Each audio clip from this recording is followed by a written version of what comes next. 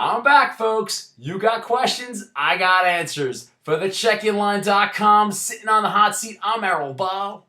Let's talk Islanders hockey.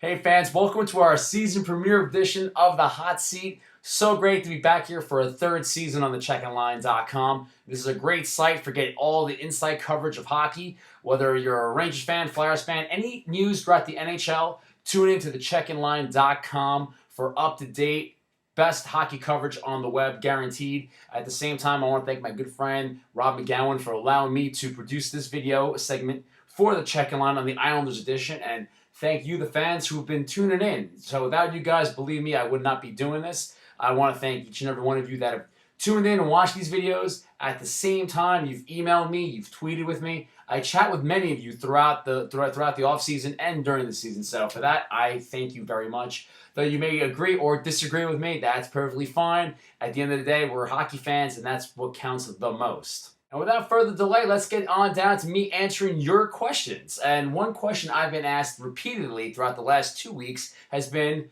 Erol, what are your thoughts on the Islanders preseason game at the Barclays Center? Other than the game itself, which was terrible since the Islanders got blanked 3-0 against the Devils, the place itself was phenomenal. I really loved the Barclays Center.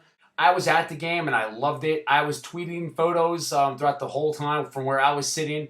Really was not a bad seat at all. The only thing I would have to say is for all the fans out there, it is very steep. I mean, wow, you're really climbing up there to sit into the upper deck section of the arena. I won't lie to you there. I mean, be careful, especially if you have too much to drink, because it's only a matter of time before someone's going to be tumbling down there. But the seats itself were phenomenal. I saw there were no obstructed section from where I was. Now, in regards to the obstructed seat view, the reviews on that are true. You will not be able to see a good 20 to 30% of the game. Those seats are perfectly marked. They'll let you know that they are obstructed. It's up to you, the fan, to decide whether you want to invest money into those seats. I'm pretty sure, I believe they were going for about $10 to $15 each. There's no doubt in my mind they'll probably do some more refurbishing within the next 10 years anyway to increase more seating, especially in the 100 section.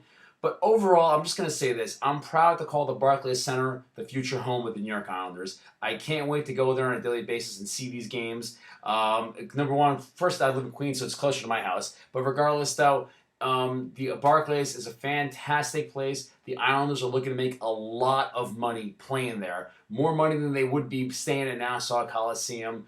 So as for all of you anti-Brooklyn folks out there that I've been arguing back and forth with, you guys just need to get over the fact that the Islanders are moving.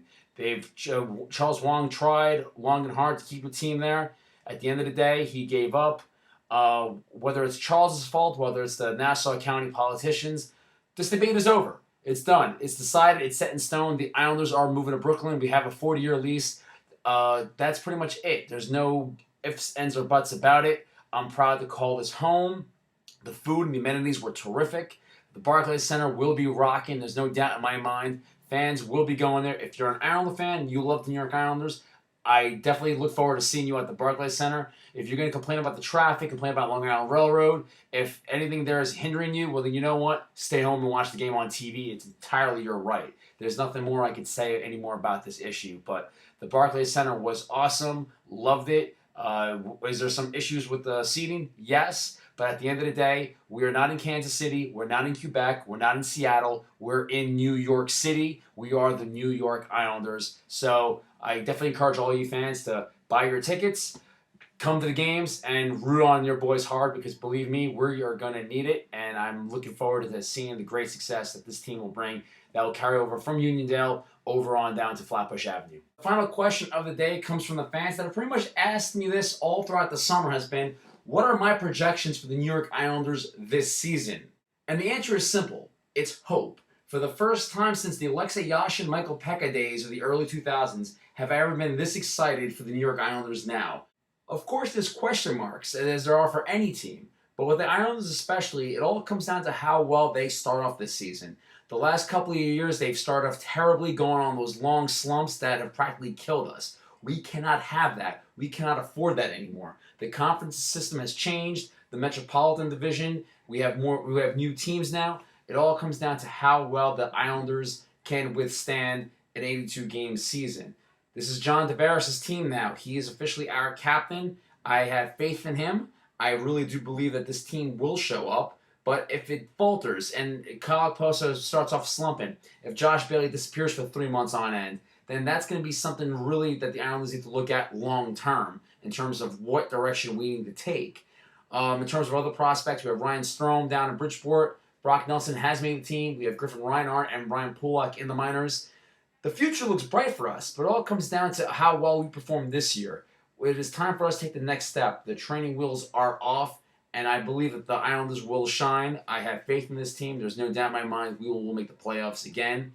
It all comes down to how well we kick off the season without us going on an 0-11 slump throughout November. All right, fans, that's all the time we have right now for this edition of the Hot Seat.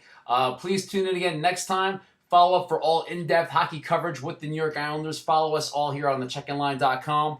Follow us on Twitter as well. Submit your questions. Email me. Reach out to me any way possible. I always love hearing from you guys. Let me know what you think. Tell me some questions, and I'll definitely be answering them on my next blog. So, with that being said, for this edition of The Checking Line, I'm Erol Bal, sitting on the hot seat. Let's go Islanders.